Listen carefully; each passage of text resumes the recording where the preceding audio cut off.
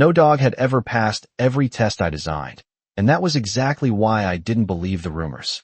My name is Daniel Carter, a former U.S. Marine canine handler, and for 12 years I worked beside some of the most disciplined, intelligent dogs the military had ever trained.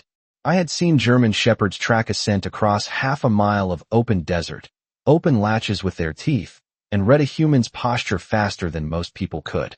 But the internet has a way of exaggerating things. And when someone told me there was a German Shepherd out in rural Montana being called the smartest dog in the world, I laughed the way Marines laugh when they hear something that sounds just a little too perfect to be true. It was early fall when I drove out there, the kind of crisp morning when the air smells like pine needles and distant wood smoke, and the sun sits low over the hills like it's still deciding whether the day is worth beginning. The training field was nothing more than a wide stretch of grass bordered by weathered fencing and tall cottonwood trees that whispered softly in the wind. A few trucks were parked along the gravel path, and a handful of people stood near the center of the field, their voices low, like they were already part of some quiet secret. That was where I saw him for the first time. Atlas, a German Shepherd with a sable coat that caught the sunlight in shades of black and deep brown, standing about 30 yards away beside a wooden bench. He wasn't barking. He wasn't pacing. He wasn't doing any of the restless things most working dogs do when strangers arrive. He was simply standing there, still as a statue, ears upright, amber eyes watching everything with a calm focus that felt almost human. I've spent enough time around canines to recognize the difference between a dog that's trained and a dog that's thinking. Atlas looked like he was thinking. A man near the bench gave a small nod in my direction as I approached, boots crunching over gravel, the cool Montana air brushing against my jacket. "That's him," he said quietly, like the dog might somehow understand the conversation. I studied Atlas the same way I would evaluate a new partner back in the Corps, looking at posture, muscle, tone, eye contact, strong build, balanced stance, no nervous energy, just quiet awareness. The dog's gaze shifted toward me as I stepped closer, and for a moment it felt less like I was approaching him and more like I was walking into the center of his attention. I crouched slightly, resting my hands on my knees the way handlers often do when they want a dog to feel at ease. Atlas didn't move, not an inch. His tail remained relaxed, his breathing slow, steady, calm, calculated. I remember thinking something then that surprised even me. Most dogs wait for commands. This one looked like he was waiting for a reason. I stood up again and glanced around the field, measuring distances, noticing the equipment laid out nearby, scent boxes, puzzle crates, obstacle frames. Whoever set this place up had clearly been preparing for more than a simple demonstration. I took a slow breath and let it out through my nose, feeling that familiar Marine instinct settle in, the same quiet focus that comes before any real test begins. I looked back at Atlas and said the only thing that made sense in that moment. "All right," I murmured, half to the dog and half to myself. "Let's see how smart you really are." The field grew quiet after those words, the kind of quiet that settles in when people expect something unusual to happen but are not yet sure what it will be. A light breeze moved across the grass, carrying the dry scent of autumn leaves and distant pine, and somewhere beyond the fence a wind chime tapped softly against a wooden porch. Atlas remained exactly where he had been standing, his body relaxed but alert, as if the entire landscape had suddenly become a puzzle he was calmly solving. I walked toward the training equipment slowly, letting my boots press into the gravel with steady rhythm, giving the dog time to observe every movement. Experience had taught me that the smartest working dogs do not react immediately. They watch first. They measure people the way soldiers measure unfamiliar terrain. When I reached the first crate, I lifted the lid and placed a small canvas pouch inside before closing it again. The pouch held nothing dramatic, just a simple object with a familiar scent, the kind of basic recognition task used in nearly every professional training program. It was the sort of test that most well-trained dogs could pass without hesitation. I stepped back about 15 feet and looked toward Atlas. The dog was still studying me, those amber eyes reflecting the pale Montana sunlight like polished glass. I nodded toward the crate and spoke in a calm voice that carried easily through the open field. "Find it." Atlas did not leap forward the way excited dogs often do when given a command. Instead, he began walking with measured steps, each paw landing quietly in the grass. His nose lowered slightly as he approached the crate, but he did not rush the inspection. He circled once, slow and deliberate, like a careful detective examining a scene. The people standing near the fence leaned forward without realizing it, their conversations fading into silence. Atlas stopped beside the crate and placed one paw gently on the lid. Then he looked back at me. Not at the crate. At me. I have handled enough dogs to know that look. It was not confusion. It was confirmation. I opened the crate and removed the pouch, holding it up so everyone could see. A few of the onlookers exchanged quiet smiles, clearly expecting me to be impressed. But basic scent recognition does not prove brilliance. It proves training. I set the pouch aside and walked to the second station, where several wooden puzzle boxes rested on a folding table. These were more complicated, small sliding panels, and rotating latches designed to test problem-solving rather than simple obedience. Most dogs approach puzzles like that with a mix of excitement and impatience, pawing and nudging until something eventually opens. Atlas approached differently. He paused several feet away and watched the box as if memorizing its shape. Then he stepped closer and examined each panel one at a time, nose brushing lightly along the wood. There was no scratching, no frantic movement, just quiet analysis. The first latch clicked open within seconds. The second panel slid aside after a brief pause. The third compartment opened with a gentle nudge of his paw. Inside was a small rubber ball that rolled onto the grass. Atlas did not grab it. He simply stepped back and looked toward me again. In that moment, I felt something shift in the air, something subtle but unmistakable. Most dogs celebrate a solved puzzle. This one looked like he had already moved on to the next question. For a moment, the entire field stayed quiet except for the soft rustle of grass and the distant cry of a hawk circling somewhere high above the Montana hills. Atlas stood beside the opened puzzle box with the same calm posture he had carried since the beginning, his ears forward, his eyes steady, as if the solved challenge had not meant much to him at all. I walked toward the table slowly, studying him the way a handler studies a new partner during the first hours of training. The truth was beginning to settle in somewhere deep in the back of my mind. This dog was not guessing. Guessing has a rhythm to it. Guessing shows impatience. Atlas moved with patience that felt almost deliberate, like a man solving a problem on a quiet Sunday afternoon. I reached down and picked up the rubber ball from the grass, brushing the dust off with my palm before setting it aside. The group by the fence had grown larger now. A few people had stepped closer, drawn in by the quiet precision of what they were watching. No one spoke. It was the kind of silence you hear in a classroom when the teacher asks a question no one expects to answer. I walked across the field toward a row of scent boxes spaced about 5 yards apart along the grass. Each box looked identical from the outside, simple wooden containers with small ventilation holes drilled along the sides. Inside one of them, I placed the same canvas pouch from earlier. The others remained empty. When I stepped back, the boxes formed a line nearly 30 feet long across the field. This test was slightly different. Instead of guiding the dog to the correct container, I would let him search freely. Most dogs approach this with enthusiasm, moving quickly from box to box until their nose catches the correct scent. It is a reliable test, but rarely surprising. I looked toward Atlas again and gestured lightly with my hand. Search. Atlas began walking toward the line of boxes at the same steady pace he had used earlier. His nose lowered slightly, but again there was no frantic energy, no rushing. He passed the first box without pausing. The second one too. By the third he slowed, inhaling once through his nose, then continuing forward. I noticed something then that made me narrow my eyes slightly. Atlas was not sniffing every box. He was sampling the air between them, reading it. The breeze carried scent in thin, invisible streams across the grass, and Atlas seemed to follow that invisible trail the way a sailor reads the current of the ocean. When he reached the fifth box, he stopped. Not abruptly, just a quiet halt as if he had already known the answer before arriving. He sat down beside it and looked toward me again with that same calm expression. I walked over and opened the lid. The canvas pouch lay exactly where I had placed it. A few people near the fence let out quiet murmurs of surprise. I closed the box slowly and glanced back at Atlas. His tail rested calmly against the grass. No excitement. No celebration. Just patience. That was when I decided to change the rules. Because simple tests reveal training. Real tests reveal instinct. The wind moved a little stronger across the Montana field now, bending the tall grass in slow waves that rolled toward the distant fence line. I stood there for a moment beside the scent box, holding the lid loosely in one hand, watching Atlas as if I had just met him for the first time. A trained dog can follow scent. A disciplined dog can solve puzzles. But the calm precision Atlas had shown so far felt different. It was not excitement guiding him. It was judgment.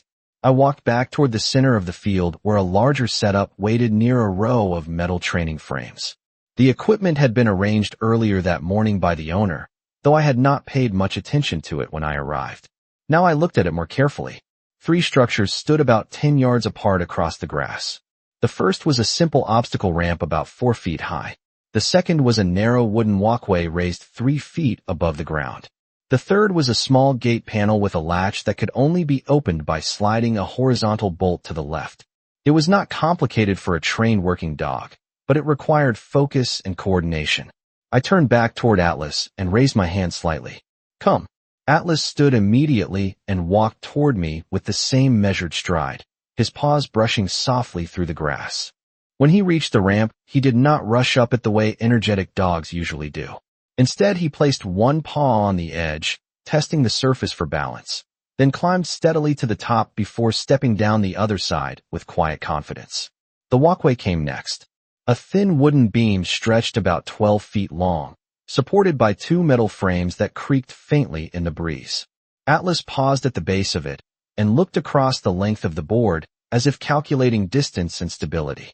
Then he stepped onto it, moving carefully, his body balanced, tail adjusting slightly with each step like the rudder of a boat cutting across still water. When he reached the end, he stepped down without hesitation. The final obstacle was the gate latch. Most dogs push at the panel or paw at the metal until something eventually shifts. Atlas did not do that. He sat in front of the gate and studied the latch. 1 quiet second passed, then another. I could almost see the small gears of reasoning turning behind those amber eyes. Finally, he lifted his paw and pressed it gently against the bolt, sliding it sideways with a smooth motion that produced a soft metallic click. The gate swung open slowly. A quiet ripple of surprise moved through the people watching from the fence line. Atlas stepped through the opening and stopped a few feet beyond it, turning his head back toward me again. That look returned. Calm, focused, patient, as if he had already finished the task long before the rest of us realized it. I walked forward slowly, feeling something unusual settle in my chest. I had trained dogs for years. I had trusted them with responsibilities that mattered. But this was different. Atlas was not just following commands. He was reading the situation, anticipating the next step before it arrived. I rested my hands on my hips and looked across the quiet training field, the Montana sky stretching wide and blue above us. If Atlas could solve structured challenges like this so easily, then there was only one way to learn what he was really capable of. I would have to remove the structure entirely. The Montana sky stretched wide above the field, bright and endless, the kind of open blue that makes every movement feel smaller beneath it. I stood quietly for a moment after Atlas stepped through the gate, watching the dog as he waited several feet away with that same steady posture. His ears were relaxed, his breathing slow, and there was no sign of excitement in his body at all. Most dogs, even well-trained ones, show some pride after completing a sequence of tasks. They wag their tails, glance around for praise, or run back toward their handler expecting the next command. Atlas did none of those things. He simply watched. That alone told me something important. Structured tests were not challenging him. They were instructions, and Atlas treated them the same way a calm pilot treats a checklist before takeoff. Necessary, but not difficult. I walked a few yards across the grass and looked back at the equipment spread across the field. Ramps, boxes, scent stations, puzzle locks. Every one of them depended on a simple idea. The dog waits for a command, then follows the rules of the test. But real intelligence does not always appear when rules are present. Sometimes it appears when rules disappear. I placed my hands on my hips and looked toward the owner who had been standing quietly near the fence the entire time. He was a tall man in a denim jacket, maybe in his mid-40s, the kind of calm observer who had clearly watched Atlas solve problems before. He met my eyes and gave a small nod, as if he already knew what I was thinking. I turned back toward Atlas and slowly walked toward the center of the field where the grass opened into a wider clearing. The wind brushed lightly across the ground, carrying the scent of dry leaves and distant pine through the air. Somewhere beyond the trees a truck passed along the road, the low rumble fading quickly into the quiet countryside. I stopped near the middle of the clearing and faced Atlas again. The dog stepped closer on his own, closing the distance to about 10 feet, then sat down calmly in front of me. There was no command, no signal. He simply chose that position. I studied him for a few seconds, noticing how his eyes moved, not just watching my hands or my voice, but watching my posture, my breathing, even the small shifts of weight in my boots. That was when I understood something I had not expected. Atlas was not waiting for the next task. He was studying the person giving it. I let out a slow breath and looked across the field one more time. If this dog truly understood the situations around him, then the next step could not be a puzzle box or a latch or a scent trail. The next step had to be something that required a decision, something unscripted. I stepped back several feet and spoke calmly, not giving a command this time, just letting the words hang in the open air. Let us see what you do when no one tells you what the answer is. For several seconds, nothing moved across the field except the wind sliding through the tall Montana grass. Atlas remained seated where he was, about 10 feet in front of me, his posture calm but attentive, those steady amber eyes studying every detail of my stance. I did not speak another command. That was the point. Most dogs are trained to wait for instruction, to react to tone, gesture, or repetition. Remove those signals, and confusion usually appears within seconds. Atlas did not look confused. If anything, he looked thoughtful. I slowly stepped backward another few feet, increasing the distance between us, and then I turned slightly to the side as if my attention had shifted somewhere else. From the corner of my eye I could see Atlas tilt his head just a few degrees, the small motion of a mind adjusting to a new situation. The breeze carried the scent of dry leaves and sun-warmed soil across the clearing, and somewhere near the cottonwood trees a crow called once before going quiet again. I took another step, this time letting my shoulders slump slightly, lowering my posture the way a tired man might after a long walk. Still no command. Still no instruction. Atlas remained seated for another moment, watching carefully. Then he stood. He did not rush toward me. Instead, he began walking slowly in a half circle around my position, maintaining several feet of distance as if studying the situation from multiple angles. It was not the movement of a dog waiting for a treat or praise. It was the movement of a creature trying to understand intent. When he reached my right side, he paused again, observing my posture, my breathing, the subtle shift of weight in my boots. I let my head dip slightly forward, pretending to lose balance for just a moment before steadying myself again. That tiny motion changed everything. Atlas stepped closer. Not fast, just deliberate steps that closed the space between us until he was standing about 2 feet away. His nose lifted slightly toward my face, drawing in the scent of my breath, the rhythm of it. For a second the field felt completely still, like the air itself had stopped moving. Atlas studied me quietly, then lowered his head and nudged my forearm with his nose, not forcefully, but firmly enough to get my attention. It was not a trick. No one had trained that moment into the test. It was a decision. When I did not react immediately, Atlas shifted again and gently pressed his shoulder against my leg, steadying my stance the way a trained support dog might guide someone who had lost their balance. I straightened slowly and looked down at him. His tail remained relaxed. His eyes remained calm. There was no excitement in him at all, only quiet awareness. And in that instant I understood the difference between obedience and understanding. Atlas had not been waiting for the next command. He had been watching for the moment when help might be needed. For a few seconds neither of us moved.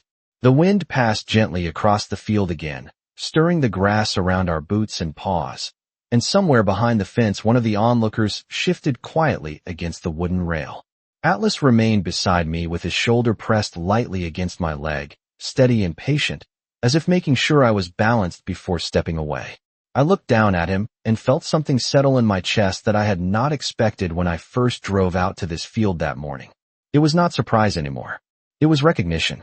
I had seen behavior like this before, but only in a very specific kind of working dog. Dogs trained not just to follow commands, but to read the condition of the human beside them. Atlas stepped back slowly after a moment and sat down again, his eyes still fixed on me with quiet attention. The field remained silent, the air filled with that same patient stillness that had followed him since the first test. I turned slightly and looked toward the man in the denim jacket who had been watching from the fence the entire time. He walked out onto the grass now, hands resting loosely in the pockets of his coat, his boots pressing softly into the ground as he approached. There was no pride in his expression, no attempt to interrupt what had just happened, only a quiet understanding, like someone who had been waiting for another person to notice something important. When he stopped a few feet away, he glanced down at Atlas briefly, then back at me. That was the moment I asked the question that had been forming in my mind since the puzzle boxes. Where did he learn that? The man did not answer immediately. He looked out across the wide Montana field, the same open sky stretching above us, the cottonwood trees moving gently in the distance. Then he spoke in a calm voice that carried just enough weight to make the air feel different. Atlas was not always here. He used to work beside someone. I said nothing, waiting. The man nodded slightly toward the dog. He was trained to pay attention to people first, commands second. That sentence explained more than any test we had done that morning. I looked back down at Atlas again. The dog sat quietly between us, watching both faces as if he already understood the conversation. There was something older in his eyes now, something shaped by experience rather than simple training. The man continued speaking after a moment. The person he worked with believed that a good partner does not just follow orders. A good partner watches the person beside him and decides when help is needed. The wind brushed across the field again, carrying the scent of dry grass and distant pine through the quiet clearing. I felt the weight of those words settle slowly in my mind. Atlas had not been solving tests. He had been reading people. The wind drifted slowly across the Montana field as the man's words settled into the quiet space between us. Atlas remained seated in the grass, his posture calm, his eyes moving gently from the man to me as if listening to every part of the conversation even though no command had been given. For a moment none of us spoke. The field felt different now, like the tests we had run earlier belonged to another time that morning. I looked out across the clearing where the ramps and boxes still stood in the sunlight, and it struck me that every challenge I had built so far had been designed for a dog that followed rules. Atlas had already shown that rules were not the thing guiding him. I turned slightly and walked a few steps away from both of them, letting the distance open again across the grass. The breeze carried the scent of warm soil and dry leaves through the air, and the sound of distant tires on a country road drifted faintly through the trees. Atlas stood up quietly behind me and followed at a relaxed pace until he stopped several feet away. The man in the denim jacket remained near the center of the field, watching without interfering. I let my shoulders drop again the way I had earlier, but this time I did something different. I walked forward about 20 feet and then slowly lowered myself onto one knee as if the strength had drained from my legs. I did not speak. I did not look back. I simply stayed there with my head slightly lowered, letting the moment hang in the open air. The field remained still for a heartbeat. Then I heard the soft movement of paws through grass. Atlas approached from behind, his steps calm and steady, not rushing, not panicking. When he reached me, he did not bark or circle. Instead, he stepped around to my side so that he could see my face. His nose lifted slightly as he breathed in the rhythm of my breath again, the same careful check he had made earlier. For a moment, he simply studied me, his amber eyes steady and thoughtful. Then he moved closer and pressed his shoulder gently against my side the way a trained partner might help someone regain balance. When I did not stand immediately, Atlas shifted his position again, this time turning his body so that I could place my hand on his back if I needed support. The movement was slow, deliberate, and patient, as though he had already decided what the right answer should be before I even finished the test. I rested my hand lightly against his shoulder and looked down at him. His ears remained relaxed, his breathing calm, his attention completely focused on the person beside him. There was no excitement, no expectation of praise, only quiet awareness. In that moment it became clear that Atlas was not reacting to a trick or a signal. He was responding to a situation, the same way a thoughtful human partner would. For a moment I stayed there on one knee with my hand resting lightly against Atlas's shoulder, feeling the steady rise and fall of his breathing beneath my palm. The Montana sky above us stretched wide and pale blue, the afternoon sun drifting slowly toward the western hills while the wind carried the quiet scent of dry grass across the field. Atlas did not move away. He remained beside me with patient stillness, his body angled just enough to support my balance if I needed it. It was the kind of silent understanding that takes years to build between human partners, yet this dog offered it without hesitation. I finally straightened slowly and stood up, brushing the dust from my jeans as I took a step back. Atlas adjusted with me, matching the movement without crowding or retreating. His amber eyes stayed fixed on my face, watching for the smallest change in posture the way a seasoned partner watches a teammate in the middle of a long mission. I exhaled quietly and looked across the field where the earlier tests still waited under the sunlight. Puzzle boxes, latches, scent stations. Every one of them suddenly looked simple now. I turned toward the man in the denim jacket who had been observing us the entire time. He stood with his arms folded loosely, not smiling, not celebrating, just watching with the calm expression of someone who already understood the answer. The breeze moved through the cottonwood trees again, their leaves whispering softly above the fence line. For several seconds none of us spoke. Then I looked back down at Atlas. The dog sat calmly at my side, tail resting in the grass, ears relaxed, attention steady. I realized then that every challenge I had designed that day had been built around the idea that intelligence meant solving tasks, opening boxes, finding scents, navigating obstacles. Atlas had done all of that without difficulty, but those were not the moments that mattered. The moments that stayed with me were the quiet ones. The way he studied a situation before acting. The way he walked around me to understand my balance. The way he placed his shoulder against my leg when he thought support might be needed. None of those responses had been commands. They were decisions. I rested my hands on my hips and looked out across the open Montana field one last time, the wind rolling softly across the tall grass while the afternoon light settled gently over everything. Then I looked back at Atlas and spoke quietly, almost more to myself than to anyone else. I thought I came here to measure how intelligent a dog could be. Atlas tilted his head slightly, watching my face with calm curiosity. I let a small breath escape and nodded once, the realization settling clearly in my mind. But the truth is something very different. I was not testing him at all. Atlas had been watching me the entire time, measuring every movement, every hesitation, every shift in posture with patient attention. I glanced toward the man in the denim jacket again, then back down at the dog sitting beside me. And in that quiet Montana field, with the wind moving gently through the grass and the sky stretching wide above us, it finally became clear that the smartest partner is not the one who follows every command. It is the one who understands the person giving it.